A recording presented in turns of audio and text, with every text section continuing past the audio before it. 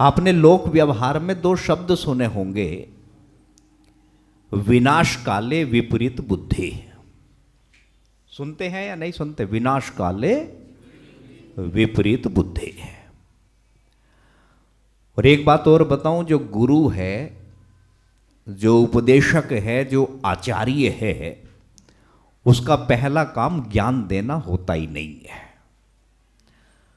हम लोगों को ये कुछ भ्रांति है इस बात की कि कोई आचार्य, कोई विद्वान, कोई गुरु, कोई इस तरह का व्यक्तित्व आएगा और हमारे ऊपर वो ज्ञान की वर्षा को करके चला जाएगा, हमारे जीवन का कल्याण होगा।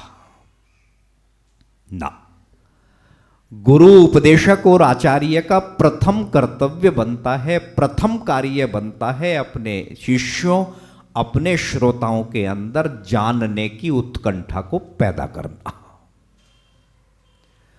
अगर ज्ञान बांटने से संसार का कल्याण हुआ होता तो आजकल तो एक ऐसी ये वस्तु हम सबकी जेब में रहती है जिस पे सारे संसार का ज्ञान भरा पड़ा है। केवल अगर ज्ञान प्राप्त करने से ही हमारा कल्याण हो गया होता तो हम सब अब तक बैकुंठवासी बन गए होते हैं। तो एक आपको मैं बहुत बढ़िया एक श्लोक बोलता हूं, बात पे बात याद आती है। अनंत शास्त्रम बहुलाश्च विद्या, अल्पश्च कालो बहुविघ्नताच, यत सारभूतम तदुपासनीयम हंसो यथा क्षीर मिवाम्बु मध्यात्। और इसका अर्थ आप सुनेंगे आपको बड़ा अच्छा लगेगा। संस्कृत के इस विद्वान ने कहा अनंत शास्त्रम, अर्थात जो शास्त्र हैं वो अनंत हैं। अनंत कहने का तात्पर्य क्या है कि जो शास्त्रों में, दर्शनों में ज्ञान विज्ञान भरा हुआ है वो असीम है। बहुलाश्च विद्या, और जो विद्याएं हैं बहन जी वो भी कम नहीं है, वो भी बहुत सारी हैं। लेकिन दुर्भाग्य से अल्पश्च कालो, मनुष्य का जो जीवन है ये अल्प है। इसकी आयु बहुत लंबी नहीं है, 1000, 2000, 10, 5000 साल की नहीं है। इसकी आयु बहुत थोड़ी है। और इस छोटी सी आयु में एक और दुखद बात ये जुड़ी हुई है कि विघ्न और बाधाएं निरंतर कोई ना कोई इसके जीवन में लगी रहती है। तो बड़ी समस्या हो गई भाई। जीवन थोड़ा सा है, इस जीवन में भी विघ्न बाधाएं चारों तरफ से घेरे रखती हैं, और विद्या और शास्त्र ज्ञान विज्ञान बहुत असीम, बहुत अनंत है। फिर क्या किया जाए? तो यहां उसका महत्व बता दिया, समझदारी की बात कहते हुए क्या बोल दिया कि यत सारभूतम तदुपासनीयम हंसो यथा क्षीर मिवाम्बु मध्यात्। वहां समझदार आदमी का कर्तव्य यह बनता है कि जैसे हंस नाम के पक्षी के विषय में यह सुना जाता रहा कि वो दूध मिश्रित जल में से जल को छोड़ देता है और केवल दूध और दूध को ही ग्रहण कर लेता है, उसी प्रकार से समझदार व्यक्ति इन विद्याओं, इन शास्त्रों में से सारभूत तत्व को ग्रहण कर लेता है और उस सारभूत तत्व को ग्रहण करके अपने जीवन में धारण करके अपने मनुष्य जीवन को सफल कर लेता है। बात सही है ना जी? अच्छा, सारी नदी के समूचे जल को एक आदमी पी लेगा जी? अब से 50 साल पहले जब कुओं की परंपरा रही होगी, कुओं से ही जल सिंचित होता रहा था। हमने भी देखे अपने गांव में बहुत कुएं से, मैंने तो कुएं से बाल्टी भर भर के पशुओं को भी नहलाया है। क्या एक व्यक्ति सारे कुएं के जल को पी सकता है? ना। जैसे एक व्यक्ति समस्त नदी के जल को नहीं पी सकता, समस्त कुएं के सारे जल को नहीं पी सकता, अपितु जितनी उसे पिपासा होती है, जीवन जीने के लिए जितने जल की आवश्यकता होती है, उतने जल को वो ग्रहण करता है और ग्रहण करके अपने जीवन का रक्षण, अपने जीवन का पोषण करता है। इसीलिए हे प्रभु, इतना ज्ञान जरूर दे देना जिससे मैं अपने जीवन को रक्षित कर सकूं, अपने जीवन के लक्ष्य को पा सको। बात समझ में आई ना जी? परमात्मा से मांगने का सबसे उत्तम पदार्थ यदि कोई है, अभी आप भजन में कह रहे थे, तो आपने दो शब्द सुने, विनाश काले विपरीत बुद्धि। और इसका सामान्य अर्थ क्या माना जाता है कि भैया जब विनाश काल आता है तो बुद्धि विपरीत हो जाती है। जब समय खराब आता है तो बुद्धि बिगड़ जाती है, बुद्धि पर पत्थर पड़ जाते हैं, बुद्धि चकरा जाती है, कुछ समझ में नहीं आता और कुछ गलत हो जाता है। आप जानते हैं सत्य क्या है? जरा विचार करना। मैंने किसी से पूछा ये दो शब्द कहां से लिए गए होंगे? प्रचलन में तो हैं, हम बोलते हैं, कहावत बन गए। लेकिन जब मैंने इसके संदर्भ का पता किया तो ये एक संस्कृत में रामायण लिखी हुई है, रघुवंशम। और इस रघुवंशम में ये पूरा एक श्लोक मिलता है। और वो श्लोक क्या है, जरा खूब याद रखना जीवन में। वो श्लोक ये है कि नीतो न केनापि न दृष्टे पूर्वो न श्रूयते हेममय कुरंग है। ये घटना जब की है जब राम, सीता और लक्ष्मण किसी कुटी में बैठे हुए हैं और उनकी कुटी के बाहर बार बार सोने का एक हिरन कुलाचे भरता हुआ आ रहा है और बोल दो जा रहा है।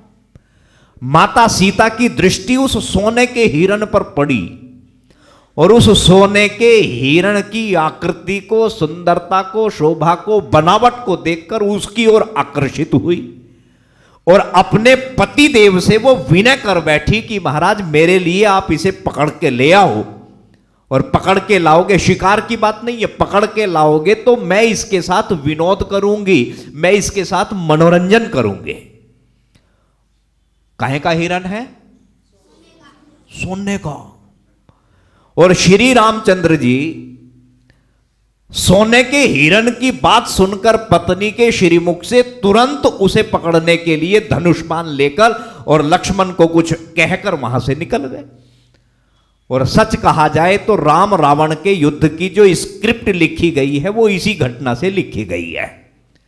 क्योंकि यहां माता सीता का अपहरण हुआ और माता सीता को वापस लाने के लिए राम और रावण का युद्ध हुआ। तो यहां एक श्लोक बना और वह श्लोक क्या बना कि नीतो न केनापि न दृष्टे पूर्वो। अरे अब से पहले किसी ने इन आंखों से सोने के हिरण को देखा नहीं था।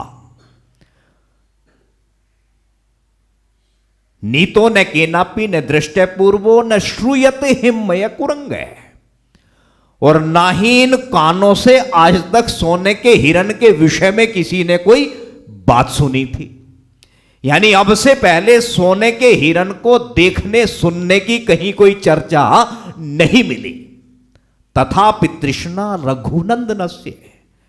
तो आगे ध्यान देना, चौकस होके, चौकन्ना होके सुनना। वो शब्द क्या है? अरे तो भी श्री राम की तृष्णा असंभव से संभव कैसे हो गई? सच ही कहा है, विनाश काले विपरीत बुद्धि। अर्थात जब बुद्धि विपरीत होती है, जब बुद्धि बिगड़ती है तो मनुष्य का विनाश काल उठ खड़ा होता है।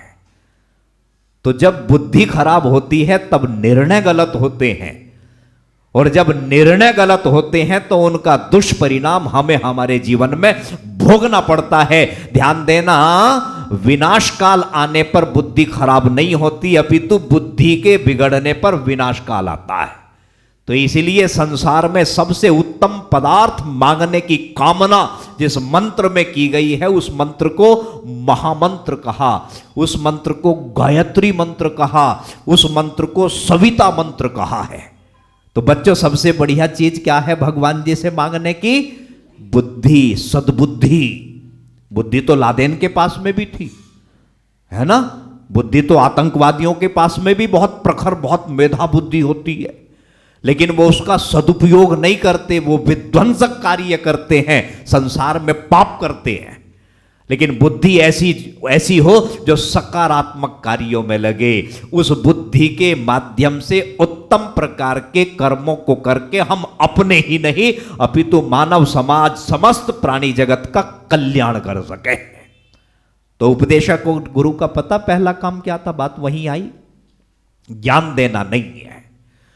उपदेशक और गुरु आचार्य का पहला काम होता है अपने सुनने वाले शिष्यों के अंदर, श्रोताओं के अंदर जानने की उत्कंठा को पैदा करना। और एक बार किसी के अंदर सच में यदि एक संस्कृत व्याकरण में एक धातु है जातुम इच्छा, जानने की तीव्र उत्कंठा, और यदि आप जानने की उत्कंठा रखते नहीं है और मेरे जैसा ज्ञानी व्यक्ति जिसे लोग मानने का भ्रम करते हैं वो सारा ज्ञान आपके ऊपर उड़ेल जाए, यकीन मानना उसका रत्ती भर भी लाभ नहीं होगा। और यही हो रहा है। लेकिन एक बार यदि किसी के जानने की प्रवृत्ति जागृत हो जाए तो वो व्यक्ति यहां नहीं तो वहां, वहां नहीं तो कहीं और जाकर अपनी जिज्ञासा का समाधान जरूर करेगा। अच्छा ये बताओ, रोटी खिलाना पहला काम है या भूख लगाना पहला काम है? अब आज सब तो छके हुए हैं, सबके पेट भरे हुए हैं और हम थाली सजा के उनके सामने रखते फिरें, लो जी भोजन करो, लो जी भोजन करो, कोई प्रयोजन नहीं है। और ध्यान देना, जिसे भूख लगी है, जिसकी जठराग्नि प्रदीप्त है, उसे सूखी रोटियों में भी बहुत ज्यादा आनंद आने वाला है। तो ऐसे ही एक जिज्ञासा बनी तनेजा जी के मन में और इन्होंने कहा कि आचार्य जी हम मौन आहुति चढ़ाते हैं। मौन आहुति में हम मन ही मन प्रजापति का जाप करते हैं, वाणी का प्रयोग नहीं करते। इसके पीछे के कारण या इसके पीछे के रहस्य क्या हो सकते हैं? तो एक शतपथ ब्राह्मण में आख्यायिका आई है, मैं 2-3 मिनट में बताता हूं और काम खत्म आज का। सुनोगे? क्या आख्यायिका है कि एक बार मन और वाणी इन दोनों में आपस में कोई विवाद हो गया। और विवाद किस बात को लेकर हुआ? वर्चस्व की लड़ाई। आजकल यही सब जगह मिलती है, घरों में भी समाज में भी। वर्चस्व, मैं बड़ा, दूसरा कहे मैं बड़ा, और बस इस बड़ा बनने की कहानी में ही हमारे परिवार समाज में बहुत सारी विकृति आ जाती है। तो इस आख्यायिका के आधार पर मन ने अपने तर्क दिए, मैं बड़ा हूं, और वाणी ने कहा मैं बड़ी हूं, और दोनों ने अपनी अपनी बात को पुरजोर तरीके से एक दूसरे के सामने रखा। कोई किसी को बड़ा मानने के लिए तैयार नहीं, प्रत्येक अपने आप को ही बड़ा कह रहा है। विवाद बढ़ा और विवाद सुलझने में जब नहीं आया तो दोनों ने आपस में एक बात पर सहमति बनाई, और वो सहमति ये बनी, भाई चलो ठीक है, इसका निर्णय हम प्रजापति से जाके कराते हैं। दोनों घूमते हुए प्रजापति के पास में गए। प्रजापति ने उनका स्वागत किया और पूछा आने का प्रयोजन। प्रजापति को दोनों ने कहा कि महाराज मैं अपने आप को बड़ा बताती हूं, ये मन अपने आप को बड़ा बताता है। आपसे इस उम्मीद अपेक्षा से प्रकट हुए, आपके समक्ष उपस्थित हुए कि आप हम दोनों का निर्णय कर दो कि आखिर हम दोनों में बड़ा कौन है। प्रजापति ने कहा भाई ऐसे कैसे निर्णय कर दूं? पहले आप अपने अपने बड़े होने के साक्ष्य दें, पहले आप क्यों बड़े हैं इसका मुझे प्रमाण दें, तर्क दें, तो मैं फिर कोई विश्लेषण करूंगा और सोच विचार के निर्णय दूंगा। ठीक है, पहले मन को समय दिया गया और मन ने अपना पक्ष रखते हुए कहा कि महाराज जितना भी संकल्प और विकल्प का कार्य है वो मैं करता हूं, मैं सोचता हूं, मैं इस शरीर के अंदर आधार हूं और मैं ही कोई मन में संकल्प विकल्प करता हूं तो बुद्धि उसे स्वीकार करती है। और कल्पना करें कि मैंने अपना काम करना यदि बंद कर दिया तो मनुष्य कैसे सरवाइव करेगा, इस बात को आप सोच के देखो। यदि मैं मेरे अस्तित्व को खत्म कर दूंगा तो मनुष्य का जीवित रहना संभव नहीं है। बात तो सही है ना जी? ये बिल्कुल। कई बार एक वाक्य हम बोलते हैं कि पापी पेट का सवाल है, पेट के लिए पता नहीं क्या क्या करना पड़ता है। और कोई उल्टा प्रश्न करे, भाई कितना बड़ा पेट है तुम्हारा जो पेट की ही सारी सोचते हो, तन की ही सारी सोचते हो। और इसके पीछे का सत्य यह है कि सवाल तन का नहीं, सवाल सारा मन का है। तन तो प्रधान जी 2 रोटियों में ही काम चला लेता है। ये जो दाल मखनी और पनीर और ये सब जो है ना, ये मन की मांग है। तन तो 2 रोटियों में काम चला लेगा। 2 रोटियों के बाद में तन कहेगा नहीं अब और नहीं चाहिए, लेकिन मन को और चाहिए, और मन कहेगा कि नहीं नहीं, शुगर भले ही थोड़ा सा खा लेता हूं, बाद में कुछ दवाई खा लूंगा। थकने पर मन तो कठोर जमीन पर भी आराम कर लेगा, लेकिन मखमल के गद्दे तो मन को चाहिए। तन तो झोपड़ी में भी अपना काम चला लेगा, लेकिन ये एसी, ये बड़े बड़े आलीशान मकान किसकी उपज है? मन की है। यानी तन जिसे बहुत कम चाहिए और मन जिसका कम से कम चलता नहीं है, और ये मन, इसका वजूद खत्म कर दिया जाए तो देखो फिर क्या होगा। खैर, प्रजापति ने बात सुनी, सुन के कहा बड़ी अच्छी बात है भाई, आपकी बात समझ में आई। अब वाणी को कहा जी आप बताओ आप क्यों बड़ी हो। वाणी का तर्क देखो कितना बढ़िया है। वाणी ने कहा कि महाराज, एक व्यक्ति जीवन पर्यंत अपने मन में संकल्प, विकल्प, चिंतन, विचार कुछ भी करता रहे, और जब तक किसी के द्वारा चिंतन किए हुए की अभिव्यक्ति का माध्यम मैं नहीं बनूंगी, तो सामने वाले को पता कैसे चलेगा इसके मन में क्या चल रहा है। तो मैं तो भाई मीडिएटर हूं, मेरा वजूद ही नहीं रहा तो इसे पूछने वाला कोई नहीं है, इसका तो वजूद अपने आप खत्म हो जाएगा। अब प्रजापति ने कहा भाई हाँ, ये बात भी बहुत बड़ी है, तू भी बहुत बड़ी है।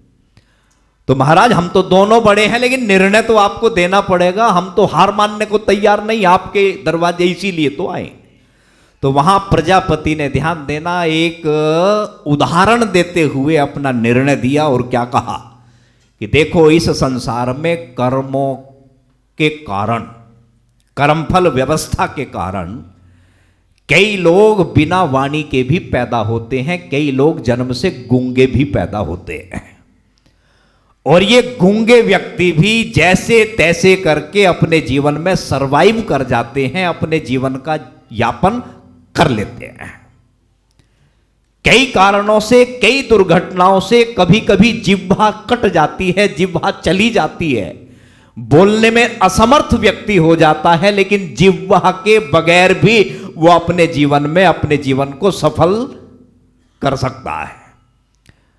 लेकिन दूसरा तर्क दिया कि किसी व्यक्ति के अंदर से यदि मन को ही निकाल दिया जाए, और जिस व्यक्ति के अंदर मन ही नहीं है, उसे कुछ होश ही ना होगा, कहां बैठना है, कहां नहीं बैठना, क्या खाना है, साफ वस्तु क्या है, गंदी वस्तु क्या है, यदि वो विवेक ही उसके अंदर से खत्म कर दिया जाए, मन ही निकाल दिया जाए, तो उस व्यक्ति का संसार में जीवित रहना संभव नहीं है।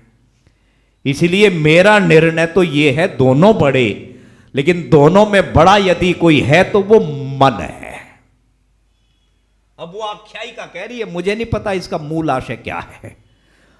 उस आख्यायिका के हिसाब से वाणी ने वहीं तुनक कर कहा, नाराज होकर कहा, क्रोधित होकर कहा प्रजापति से कि जा प्रजापति, आज के बाद तू मन को बड़ा बताता है, तो जहां भी तेरे नाम लेने की बात आएगी और इस यज्ञ में, वहां तू मन से ही काम चलाना, मैं वाणी तेरे नाम का उच्चारण नहीं करूंगी। तो ये आख्यायिका के हिसाब से ये कथा आती है छोटी सी, कि इस यज्ञ में मौन आहुति, मन ही मन प्रजापति की आहुति इसलिए दी गई है क्योंकि प्रजापति ने जो अपना निर्णय है वो मन के आधार पर दिया, मन को बड़ा बताते हुए दिया। कोई और भी इसकी परंपरा रही होगी, कोई और कारण रहा होगा, वो मुझे नहीं पता, लेकिन हर क्रिया के कोई ना कोई गहरे अर्थ निश्चय हैं, और हम सबका ये बड़ा कर्तव्य बनता है कि इन अर्थों को, इन रहस्यों को जानने के लिए निरंतर प्रयत्नशील रहें और अपने जीवन में उन्हें समाहित करके अपने मानव जीवन को बहुत सुखमय बनाएं, बहुत आनंदमय बनाएं। और बच्चों, भगवान से क्या मांगो? सद्बुद्धि मांगना हमेशा। बुद्धि का प्रकाश एक बार हो जाएगा, आप जीवन में सत्य असत्य को जान जाओगे, आपको सही गलत का पता चलेगा, फिर आप असत्य और गलत को छोड़कर सच का और सही का चुनाव करोगे और आपका जीवन बहुत उत्तम बन जाएगा, अच्छा बन जाएगा। ऐसी आप सबके लिए कामना मन में भरते हुए, आप सभी का हार्दिक आभार प्रकट करते हुए अपनी वाणी को यहीं विरमित करता हूं। इति ओम शम। 100 से अधिक देशों में देखा जाने वाला सर्वाधिक लोकप्रिय और सबसे अधिक फॉलोअर्स के साथ पूरी दुनिया में आर्य समाज के विचारों का प्रचार करने वाला एकमात्र चैनल वैदिक प्रचार।